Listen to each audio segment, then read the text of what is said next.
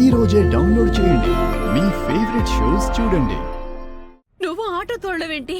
తప్పదమ్మా. ఇప్పుడు మనమున్న పరిస్థితికి ఇంతకంటే మార్గం లేదు. మన పరిస్థితి బాగోలేదని ఆడపిల్లవి నువ్వు ఆటో తోలుతావా? నేనొక్కదాన్నే కాదక్కా, ఈ ఊళ్ళో చాలా మంది తోలుతున్నారు. వద్దమ్మా. ఆడపిల్ల ఆటో తోలితే ఎలాంటి సమస్యలు వస్తాయో ఏంటో. అర్ధరాత్రి అపరాత్రి ఆటో తోలాలంటే అది కుదిరే పనేనా? భయపడుతూ ఇంట్లో కూర్చుంటే సమస్యలు తీరుతాయమ్మా. నేనెవరికీ తెలియకపోయినా ఊళ్ళో ఉన్న ఆటో అన్నలందరికీ ఈ ఆటో పరిచయమే. నాకేదైనా కష్టం వస్తే వాళ్ళు చూస్తూ ఊరుకుంటారా? వద్దమ్మా. ఇప్పటికి జరిగింది చాలు. ఇంకా కొత్త కొత్త సమస్యలు వస్తే తట్టుకునే పరిస్థితుల్లో మనం లేము. నీ మాట కాదంటున్నందుకు ఏమీ అనుకోవద్దమ్మా. నేను చదివి ఉద్యోగం చేసి సంపాదించేదాకా మనిల్లు గడవదు. ఎప్పుడో వచ్చే ఉద్యోగం కోసం ఎదురు చూస్తూ అప్పటిదాకా మీరంతా ఆకలితో అలమటిస్తూ ఉంటే చూస్తూ ఊరుకోలేనమ్మా. అందుకే ప్రస్తుతానికి నేను చేయబోయే ఉద్యోగం ఇదే.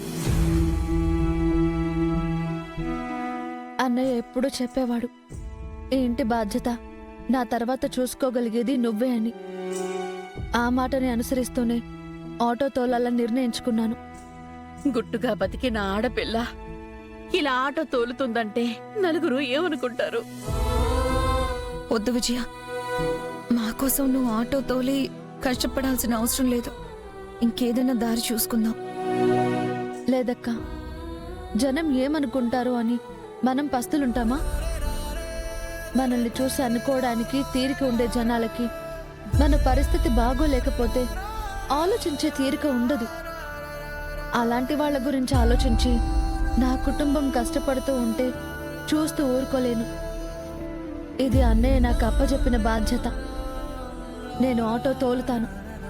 నా కుటుంబానికి అండగా నిలబడతాను. దయచేసి నా మాట ఎవ్వరూ కాదనకండి.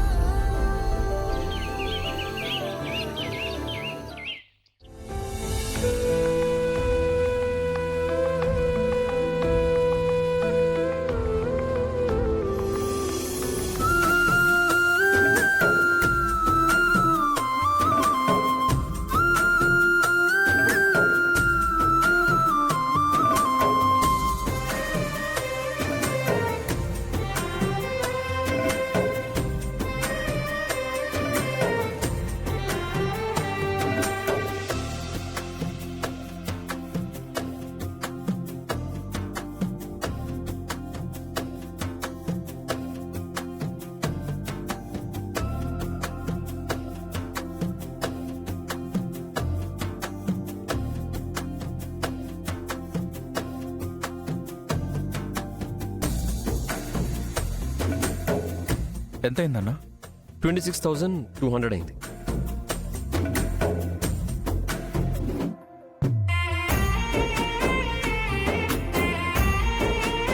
ఏమైందిరా? డబ్బులు జేబులోనే పెట్టానమ్మా, కనిపించట్లేదు.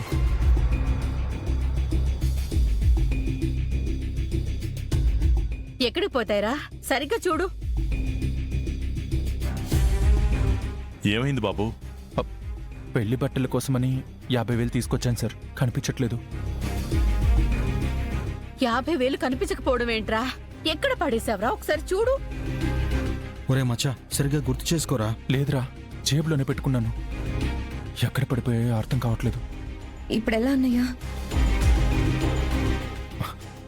క్షమించండి సార్, బట్టల కోసం అని తీసుకొచ్చిన డబ్బులు ఎక్కడో పడిపోయాయి. మేం మళ్ళీ వచ్చి తీసుకుంటాం.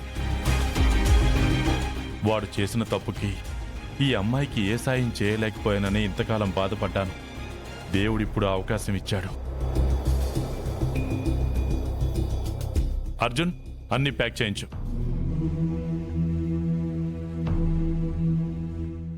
సార్ డబ్బులు లేవని చెప్తున్నాను కదా సార్. పర్లేదు బాబు, పెళ్లి బట్టలు కదా, తీసుకెళ్ళు. వద్దు సార్. సార్, అలా ఊరికే ఏం వద్దండి. మేం డబ్బులిచ్చే తీసుకుని వెళ్తాం. అవసరం వేరు, ఆత్మాభిమానం వేరమ్మా. తీసుకొచ్చిన డబ్బులు పోయాయి. శుభమా అంటూ పెళ్లి బట్టలు కొనడానికి వచ్చి వట్టి చేతులతో వెళ్తే కాబోయే పెళ్లి కూతురిగా ఆ అమ్మాయి ఎంత బాధపడుతుందో ఆలోచించండి.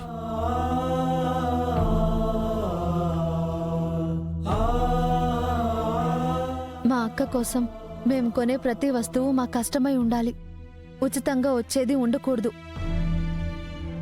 కాబట్టి కానుకగా అయినా సరే వద్దు సార్. మేం డబ్బిచ్చి తీసుకువెళ్తాం. సరేనమ్మా, అప్పుగానే ఇస్తున్నాను. మీ దగ్గర డబ్బులున్నప్పుడు తీసుకొచ్చి కట్టండి, తీసుకెళ్ళండి.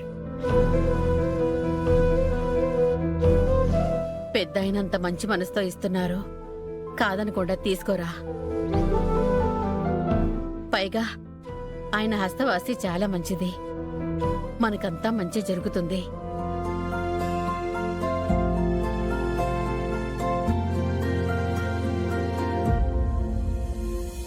సరే సార్.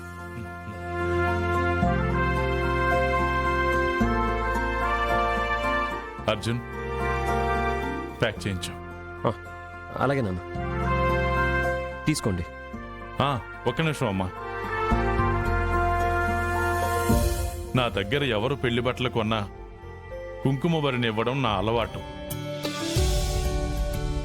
ఎలాంటి ఆటంకాలు లేకుండా మీ పెళ్లి సజావుగా జరిగి మీ జంట నిండు నూరేళ్లు సంతోషంగా పిల్లా పాపలతో కలిసి ఉండాలని మనస్ఫూర్తిగా కోరుకుంటున్నాను.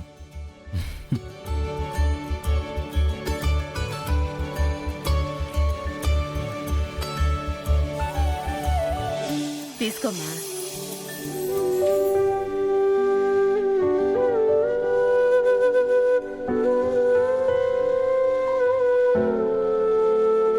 నన్ను ఆశీర్వదించండి. చల్లగా ఉండు తల్లి. బాగా చదువుకో అమ్మా. Thank you sir. సార్ వస్తాం సార్. తప్పకుండా మీ డబ్బు మీకు తిరిగిచ్చేస్తాం. అలాగే.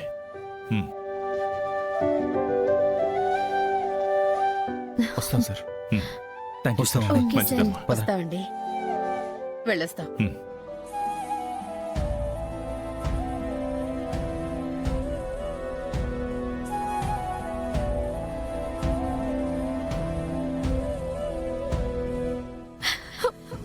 చాలు సార్, చాలు. ఇప్పటి వరకు మీరు చేసిన మేలు చాలు. మీ చిన్న కొడుకు వల్ల మాకు జరిగిన నష్టం చాలు.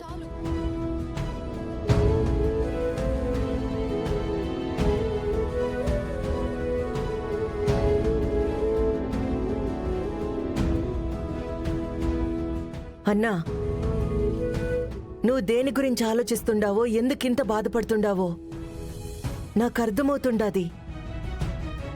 నువ్విట్టా తిండి నిద్ర లేకుండా బాధపడుతుంటే చూడనీకి మనసు కష్టంగా ఉండాదన్నా. మీ అన్నయ్య కాస్త దిగులుగా ఉంటేనే నీకంత బాధగా ఉంటే మరి వాళ్ళ అన్నయ్య ఈరోజు ప్రాణాలతో లేడు.